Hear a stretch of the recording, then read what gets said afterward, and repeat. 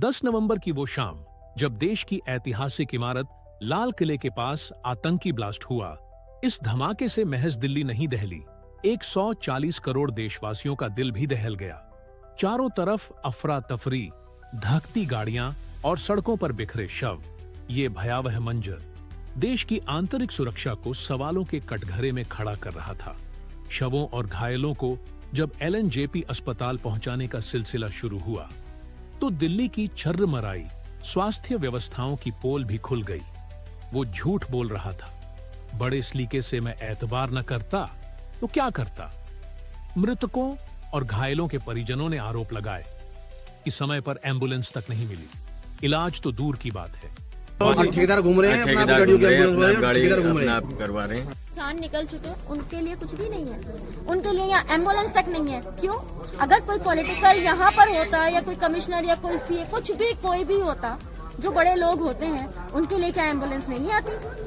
या ये सारी चीजें, ये सारी तकलीफें आवाम ही झेलेगी और कोई नहीं झेलेगा।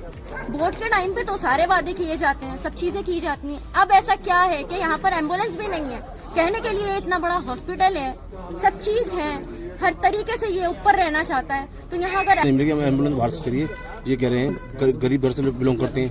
बिल्कुल बड़ा भाई थोड़ा वो दिमाग से मेंटेलिटी है। पूर्व मंत्री सौरभ भारद्वाज ने भी आरोप लगाया कि अस्पताल में भारी अव्यवस्था है।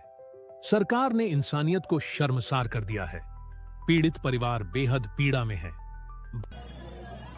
एक बात कहते हैं कि भाई जिन लोगों के परिवार वालों की मृत्यु हो गई, उनको हमारी गहरी संवेदनाएं, ईश्वर उनको दुख सहने की शक्ति दे, घायलों को जल्द इलाज हो। मगर ये बातें सिर्फ ट्विटर पे और व्हाट्सएप पे और फेसबुक पे लिखने के लिए ना हो। सरकार इसको दिल से सोचे। जब किसी के घर का कोई आदमी मरता है और आप टाइप करके कह देते हैं कि इसको संवेदना भेज दो, तो संवेदना की कोई कीमत नहीं है अगर उसके परिवार वाले की लाश के लिए एक सरकार एम्बुलेंस भी ना दे पाए।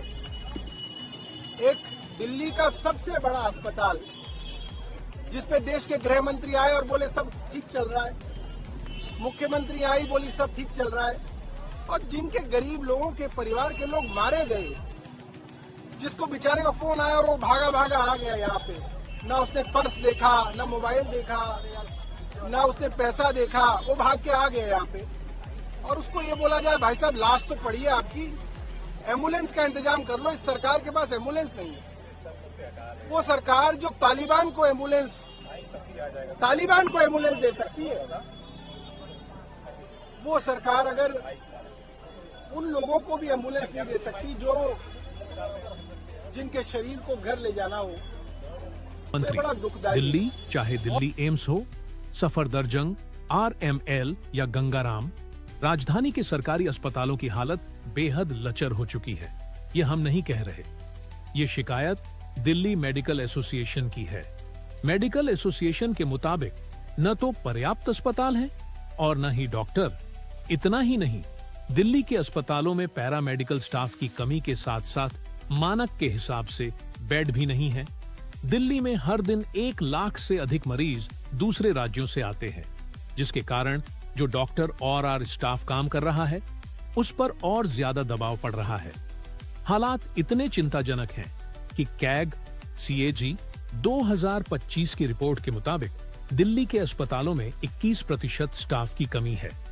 राष्ट्रीय राजधानी की जनसंख्या 2.5 करोड़ आंकी जाती है। भारतीय जन स्वास्थ्य मानक IPCHS के अनुसार हर 2.5 लाख आबादी पर एक अस्पताल होना चाहिए। इस हिसाब से दिल्ली में कम से कम 100 अस्पताल होने चाहिए, जबकि वर्तमान में स्टेट और केंद्र सरकार के अस्पतालों को मिलाकर इनकी संख्या करीब 95 ही है। दिल्ली सरकार ने इस बार 12,893 करोड़ रुपए का स्वास्थ्य बजट पेश किया था। वहीं केंद्र सरकार की ओर से 1,03,280 करोड़ रुपए हेल्थ सेक्टर के लिए अलॉट किए गए। इतनी बड़ी राशि खर्च होने के बावजूद भी अगर घायलों को समय पर एम्बुलेंस नहीं मिली, तो सवाल उठना लाजमी है। News desk, voice of people.